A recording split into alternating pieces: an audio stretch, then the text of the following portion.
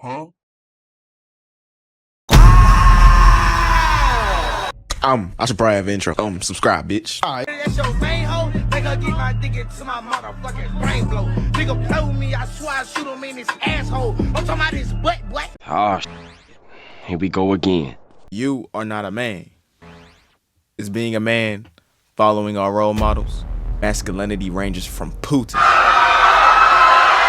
Genghis Khan, to people like Gandhi. How are you? I'm underwater. Nelson Mandela. What is a man? Is it eating tough food? Is it killing and then eating your enemies?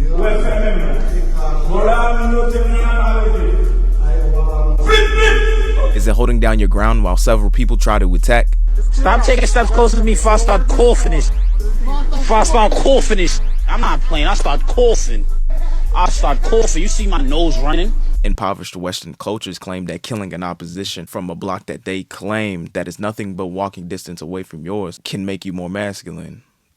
But on the other side of the coin, you could say, why would I be spinning with other grown men inside of a car going around the neighborhood for hours and hours looking for another group of men, huh?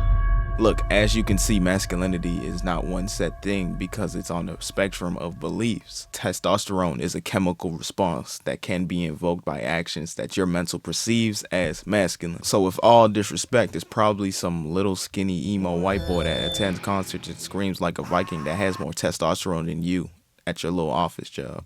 Luckily for you, we already have social constructs that people believe are masculine. A constant that will forever remain the same is going to the gym will give you more testosterone. And it's because lifting something heavy means you are strong, and physical strength mostly has been associated with men. The heavier you lift, the more of a man you are. Also, another construct is listening to Youngboy.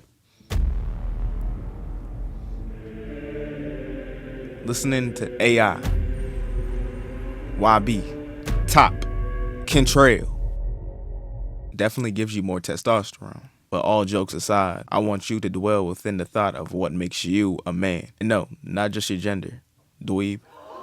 Break down and think about the root of your personal masculinity. Did it come from your bedridden father? Did it come from women's expectations or your expectations of what you think women want? Did it come from childhood trauma? Does it derive from a soft, anxiety-riddled interior from your body that you oppose? Fact of the matter is, it's subjective. Like I said, masculinity is not one set thing because it's on a spectrum of beliefs. Regardless of what makes you a man, you must learn to separate yourself from that. View and react to things that correspond within your life goals. What I personally believe a skill that every man must have is to understand their environment and move accordingly to what they deem necessary. Not to say women don't or shouldn't. I'm not making this video for women. I'm not a woman. My coochie doesn't bleed once a month. Imagine just chilling and then, oh, my pussy hurt. Seriously though, if you are a woman that is watching this video, you can just observe and see whether or not the man that you choose has them traits. But speaking on women, let's talk about feminine energy. You probably thinking, I'm a man. Why the fuck I need feminine energy? And that personal issue comes from perspective. When I refer to masculine and feminine energy, I'm not referring to boy and girl. Think of it as positive and negative energy. And no, not as in one is good and one is bad, just one side or the other, a spectrum. Here's some masculine traits. Leaders. Have you ever been swallowed up? Have you gone through a time of swallowing where everything was overwhelming? Strength. Brave. So I have another question. You won't mind me asking? Go ahead. You don't mind? No, I'm a lip service person, so. Okay, I like the way that sounds. But are you a squirter? Dominant. I'll kill you. I'll fucking murder you. Feminine traits. Empathy, nurturing, creativity, sensitivity. There are more traits, but these right here are more important to have as an individual. Depending on the context, every person will have to use one of the traits I just named in everyday life. Obviously, there are traits that one side may use more than the other, but all of them are to be used for your own benefit. To be a leader, you must have empathy to understand a person so you can lead them into the best direction. To nurture somebody, you mustered up the strength within yourself to provide for them. To be creative, you have to be brave so you can go outside of the norm, so you can discover what you seek, ignoring judgment. And to be dominant, you can be sensitive of, I don't know.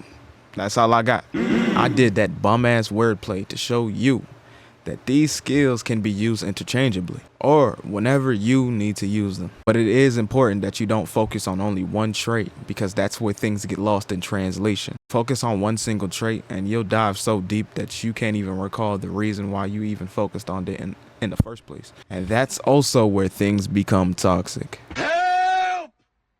Help! Help me! This is really about balance.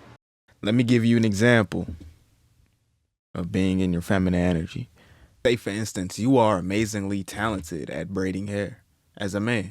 You, and I mean you, can make a lot of money doing this because even celebrities have acknowledged your own ability. But you decided not to pursue because braiding hair in your community has a feminine overtone upon it. Now, that was simply a scenario. Now, I don't think anybody in the modern world wouldn't jump on the opportunity. And if you fail to understand that your IQ may be lower than 60, judging by your comprehension skills, most people are a product of the environment that they are within. And if you're not capable or at least attempting to use masculine or feminine energy as tools to use throughout your life, then you may never reach the potential you set out to become. The only thing that is preventing you from you is ego.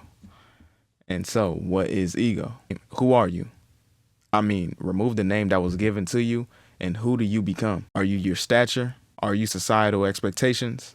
No. Who is the voice in your head? What is the voice that tells you right from wrong? This is consciousness. Now, if you have some understanding of what controls you, then define your life goals within your consciousness. This is so you can align your ego with it. Your ego is just a projection of your emotions, reactions, and actions. It's your personal sense of self or self-worth. To attain anything in life, you must align yourself with it. So changing your ego, aka the projection of yourself, will align you on the path to complete your life goals. I'm going to conclude this. Now, obviously, what I said about masculinity being subjective is right. As you know, society already has constructs in place for what masculinity is. We all know it. It's just not one set thing or a rule book for you to read. It's really just a feeling. So what you feel about masculinity is right, but not right.